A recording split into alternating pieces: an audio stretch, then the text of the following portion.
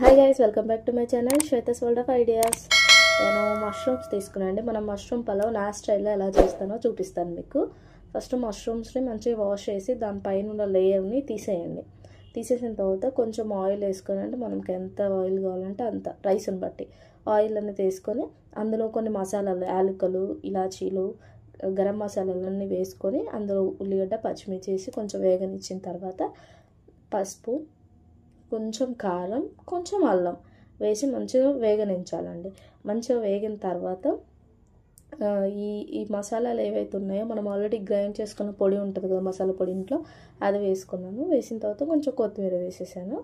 యాక్చువల్గా ఏంటంటే నేను మష్రూమ్స్ కర్రీ చేద్దామని తీసుకొచ్చాను. నాకు ఎందుకో పలావ్ తినాలనిపించిందండి, అందుకే నేను ఇంకా పలావ్ చేసుకున్నా.